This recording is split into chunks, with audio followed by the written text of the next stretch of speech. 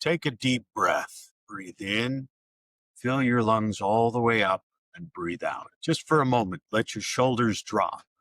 Unclench your jaw, relax your shoulders. Feel the weight you've been carrying. Just imagine it settling down, running off of you like water off of your back. Life moves fast. Sometimes we forget that we can take a pause, that we can breathe, that we can take a small step back and remember that we are human.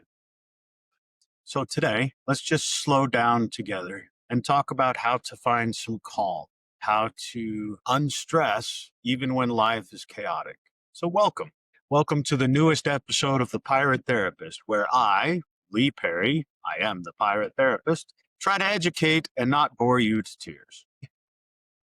Being different is okay, where being weird is not only okay, it's encouraged. If someone calls you weird, it means you're not acting like them.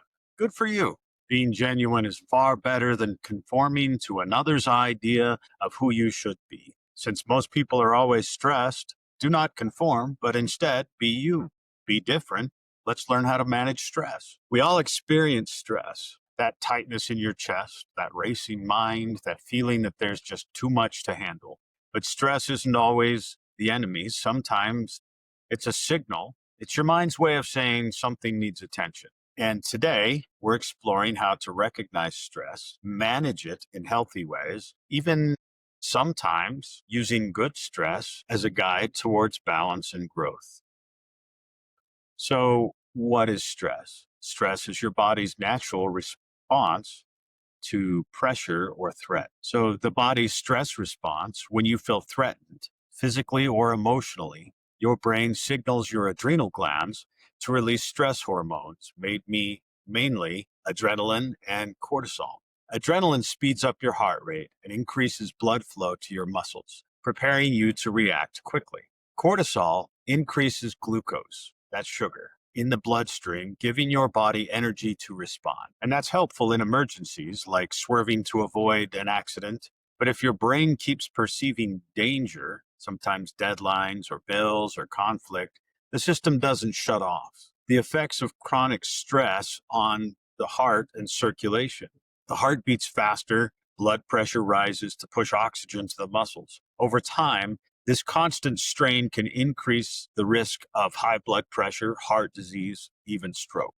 The effects on the muscles and the joints. The muscles tighten as part of a ready for action response. When the stress is chronic, that tension doesn't fully release, leading to neck pain, back tension, jaw clenching, headaches. I know I carry my stress in my neck and shoulders. I know a lot of people do. When we deal with that or carry that all the time, it can lead to headaches and other problems where we just don't physically feel well. Stress can disrupt digestion, causing stomach aches, nausea, acid reflux, irritable bowels. Cortisol also affects appetite.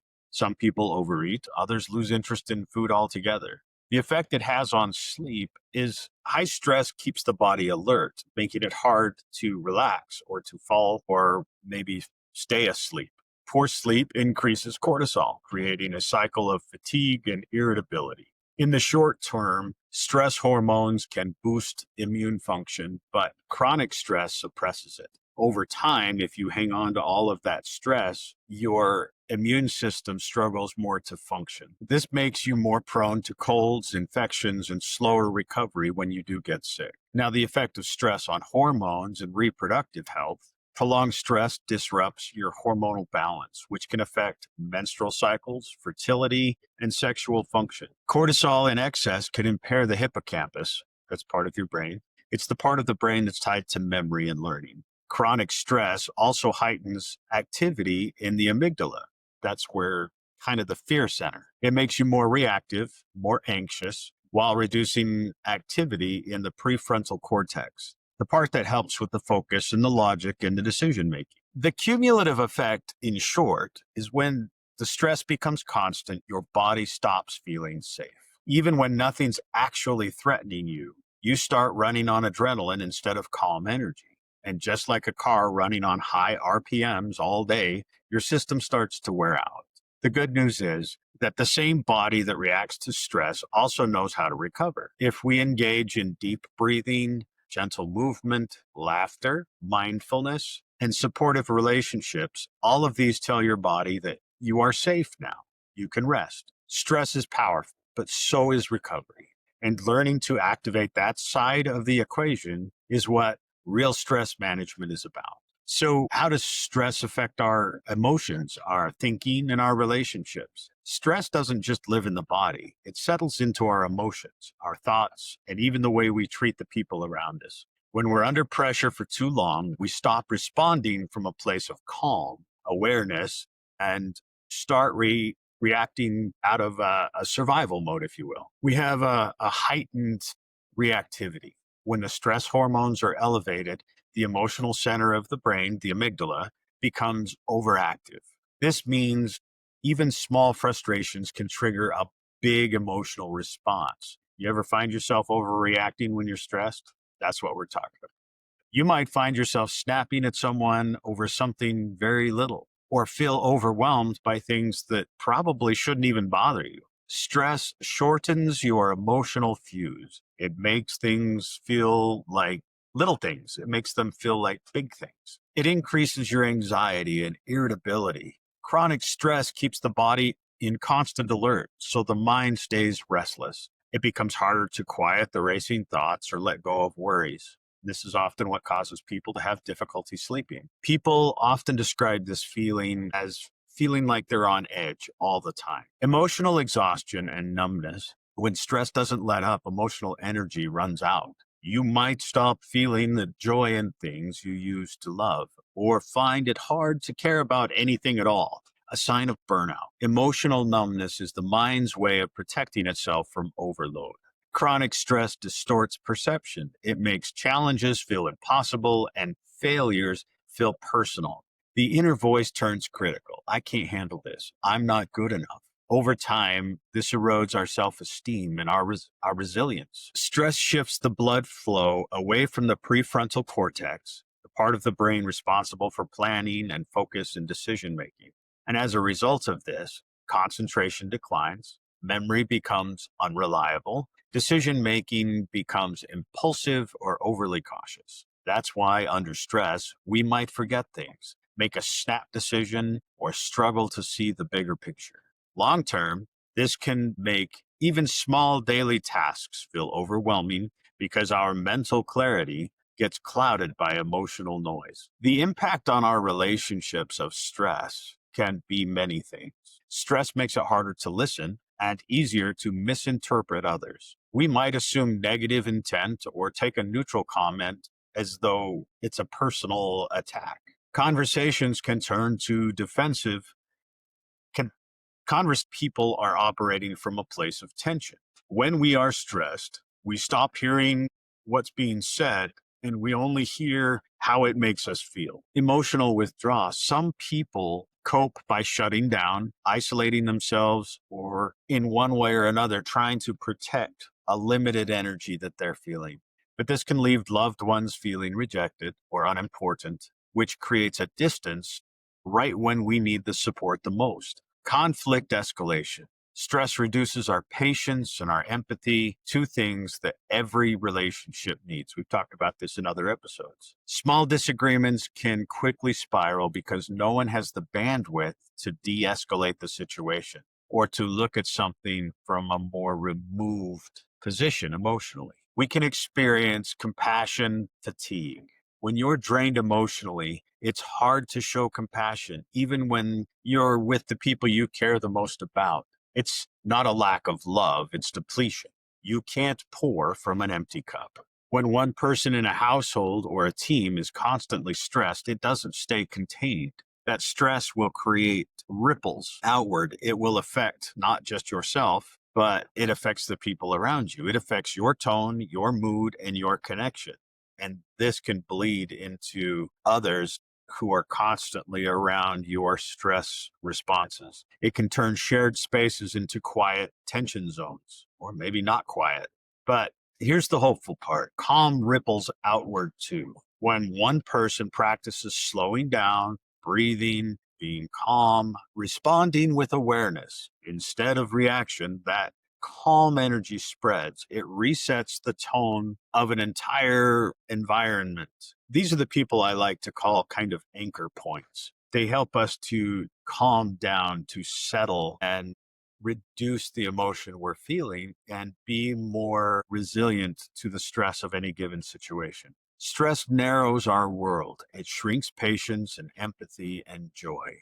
But learning to manage stress widens our world up again. It gives us back choice, the ability to respond instead of react, to listen instead of assume, and to connect instead of withdraw. Managing stress isn't about feeling better. It's about being able to show up as our best selves, both for us and for the people we care about. It's not bad in and of itself, stress. Short bursts can sharpen focus and motivate action. The problem comes when stress becomes chronic, when the when your body never leaves the alert mode. That's when it affects sleep, relationships, work, your health. Your goal isn't to eliminate stress. It's to understand it, manage it, and make sure that it's working for you and not against you when we are necessarily dealing with stress. Three of the common sources of stress: we have external pressure, we have work deadlines, financial worries, and responsibilities. We have internal pressures. The need to be perfect, perfectionism, is stressful. Negative self talk, unrealistic expectations, uncertainty, the unknown, like waiting for results, change, or loss of control. Stress often starts outside of us, but it grows inside of us through how we interpret and respond to what is happening. How can we recognize signs of stress? Maybe we feel a tightening of our shoulders, headaches, fatigue, short temper, maybe withdrawing socially, difficulty on focusing, or having a hard time falling asleep or staying asleep, increased self doubt or irritability. Sometimes we only realize we're overwhelmed when we're already burned out. Learning to spot those early warning signs can help us to intervene sooner. Some ways to manage stress is: first, stop, breathe. Slow, deep breathing lowers cortisol and calms the nervous system. If we take time, just a few minutes every day, because this is a skill, and if we practice this, like any skill, we become better at it. When you do some breathing to calm down and reduce your stress, you want to empty your lungs completely, and you want to breathe in and fill your lungs completely.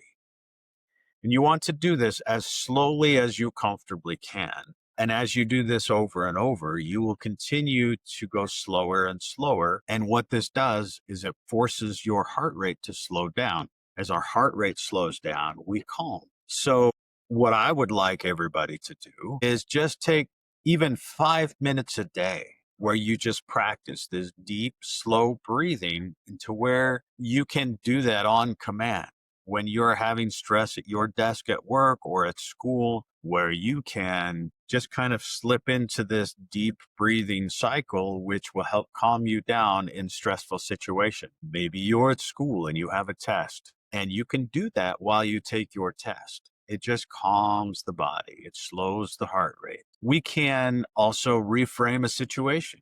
Instead of saying, I can't handle this, that's cannot, try saying, this is challenging, but I've done hard things before. Reframing builds resilience, and it shifts your mindset from panic to possibility. Prioritize and simplify. List what truly needs your attention today. We all have more going on in any given day than we can handle on any given day. What we need to do is look at those things that are important for us to address today. Let's not try and do everything all at once. If we work from this big, never ending list that seems to grow faster than we can get things done, we're going to always feel overwhelmed. So let's take a moment and look at today. What can we do today? What needs to be done today? Everything needs to be done, but not everything needs to be done today. So give yourself permission to set a reasonable amount of chores, if you will, of goals that you want to accomplish today, things that need to be addressed today, and give yourself permission to do a reasonable amount on any given day. It's okay. You don't need to work yourself to death. Another way to help with stress is to move your body. Getting up once in a while. If you've been sitting at your desk for a long period of time, get up, walk around, get a drink, just kind of stretch those muscles. If you feel inclined, put on a song, start dancing, just get that body moving. Just start loosening up those muscles because stress, remember, is an alert in your body and it keeps you tense. So if we move our body, we can loosen those muscles up and that can reduce tension.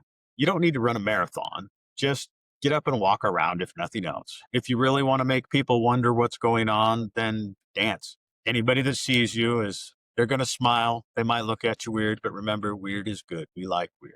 Weird means you are you and nobody else. And we like you for you. So another way to handle stress is to stay connected with people. Isolation magnifies stress because it makes us feel alone, like we have to handle everything in the world by ourselves. Isolation can be fought by reaching out to a friend, a coworker, a family member, not to fix our problems, but just to share it. Most of us like to help our friends. We like to be there for them when they need somebody. We like to help them. But just as important is for us to allow them to help us when we need it. Because if you recall how good you feel when you help them, they want to feel that way too. So we need to give them the opportunity to help us. We all do better when we help each other. We are social creatures. Another way to manage stress is to practice some self-compassion. Speak to yourself like you would someone that you care about. Most of us are the worst bully we have ever had. We are so hard on ourselves. But if we exercise some self-compassion and we speak to ourselves like we would one of our kids or a spouse or a best friend, if we speak to ourselves the way we speak to them, we won't be nearly as hard on ourselves as we might be otherwise. Try to replace criticism with kindness and understanding. I'm doing the best I can right now and understand that you're not perfect and that's okay. Remember, when things don't go as planned, that is an excellent learning opportunity. When we get something wrong, we have the opportunity to ask why, and that's fantastic. Another way to handle stress is through boundaries. A boundary is a limit you set to protect your time, your energy, and your emotional health. It's not about being selfish. Boundaries are about being sustainable. We want to do a marathon, not a sprint. We want to be able to get through life and handle everything. But in order to do that, we have to set healthy boundaries so we don't get burned out and overstressed. So an example might be saying no to commitments that you don't have the time or the resources for. Something that's going to overcommit you, that's going to make you take too long away from other things that perhaps might be more important, but now you've overcommitted and now everything suffers. So say no to commitments that will stretch you too thin. Setting yourself a boundary where you don't take calls or address work emails after you go home. Taking time to just sit quietly. Allow yourself time to sit and relax and not work. That is a good boundary. That helps reduce that stress. You don't need to feel guilty for that. We all have more to do on any given day than we have time to do it. So just set yourself a reasonable amount of events that you want to complete in a day and don't feel guilty when you're done and you have time to reduce that stress and relax. We need that. That recovery time will help a lot. And the next day we will be back on top and we will be ready to handle a new day's list of chores. Another boundary might be letting people know what behaviors are unacceptable to you. This is a really good one for relationships. And relationships, if you've ever had one, I suspect we all have.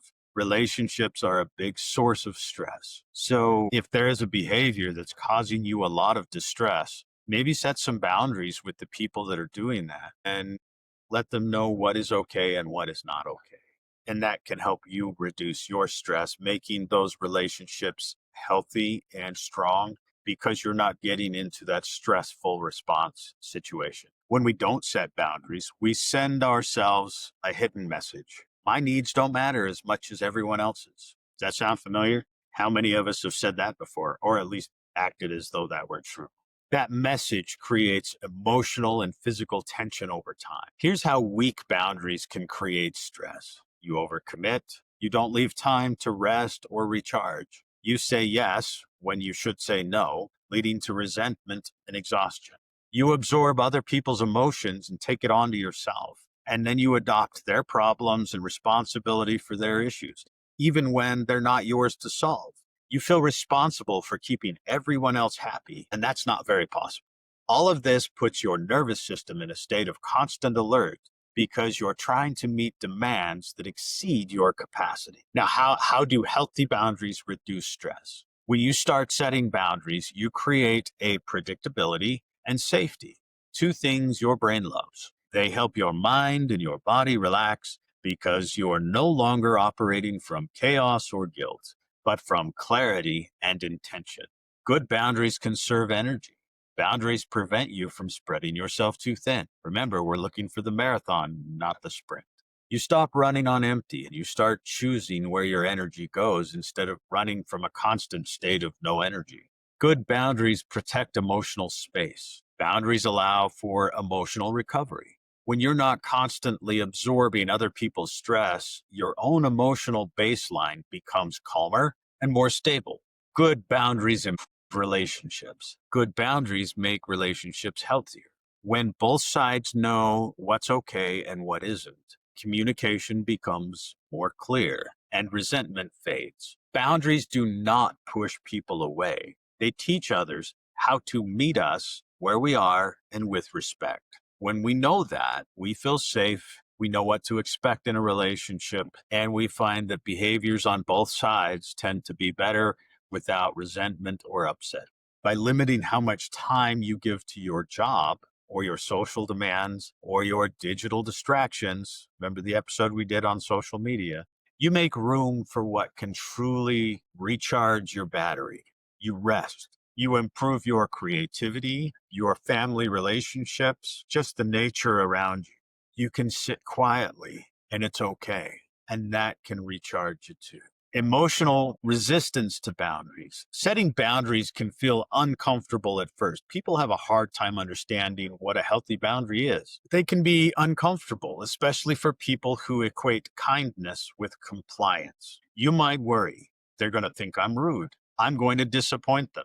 I don't want to cause conflict. But the truth is, unspoken resentment is far more damaging than honest boundaries. Every yes that violates your peace comes at a hidden cost. It increases your stress, increases your fatigue, and increases your self-neglect. So how can we start setting boundaries? We'll start small. You can try one of these. I can't take on anything else this week, but thank you for thinking of me. I need some quiet time at home tonight.